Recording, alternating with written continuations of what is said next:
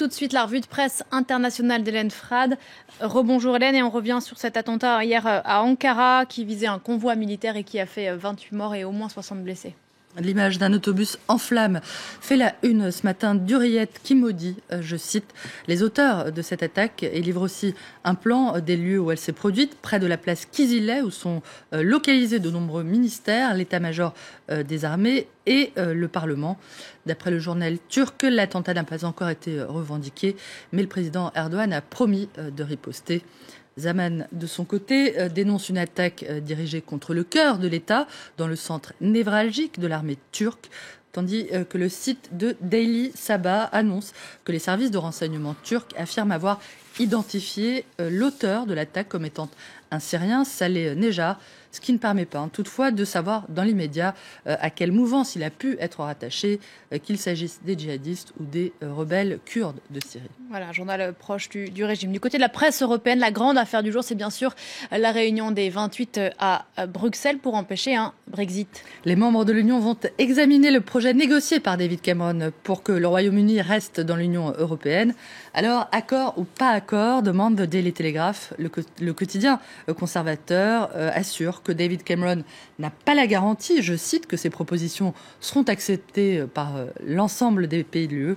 Vrai ou faux suspense, telle est la question.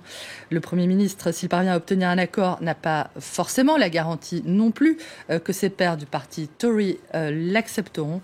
Et c'est à voir cette fois avec le dessin de Dave Brown pour The Independent qui montre Cameron tenant donc le texte des négociations, attendant le jugement dernier, celui du très puissant maire de Londres, Boris Johnson, alias Terminator, qui a fait savoir qu'il dirait s'il approuve ou non le texte définitif ce week-end. La presse allemande qui, elle, parle d'un coup de poker du Premier ministre britannique. Le site du Tagesschau rappelle que David Cameron s'est engagé à organiser un référendum, à demander à ses compatriotes s'ils souhaitent ou non approuver ce texte, rester dans l'UE, et que sa stratégie a consisté à dire aux Européens cette fois, accordez-moi les réformes que je souhaite et je ferai campagne en faveur du maintien de mon pays dans l'UE.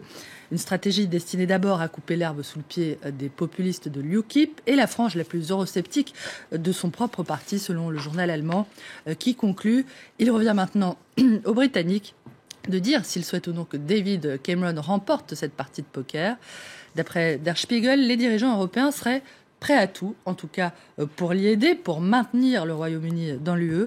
Le président du Conseil européen, Donald Tusk, le président de la Commission européenne, Jean-Claude Juncker, et la chancelière allemande ont déjà écrit le scénario de leur propre défaite, fustige le magazine, qui rapporte que les officiels de Bruxelles, dans une démonstration inédite d'unité, je cite toujours, déclarent vouloir voir David Cameron rentrer victorieux à Londres.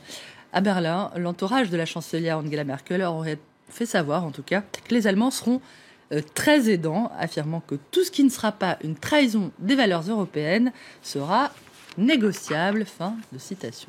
Il y a aussi beaucoup de questions ce matin dans la presse du refus d'Apple de fournir une assistance technique, c'est du moins comme ça que l'appelle le FBI. Mise en demeure par la justice de permettre effectivement à la justice fédérale d'accéder au contenu du téléphone portable d'un des auteurs de la tuerie de San Bernardino en Californie qui a fait 14 morts. Le PDG d'Apple, Tim Cook, conteste cette décision d'après The New York Times au motif qu'elle créerait un dangereux précédent.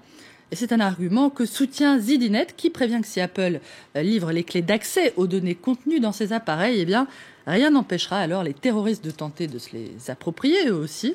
Pour le site américain dédié aux technologies, la mise en demeure d'Apple par la justice viserait surtout à masquer le manque d'efficacité des services de renseignement américains.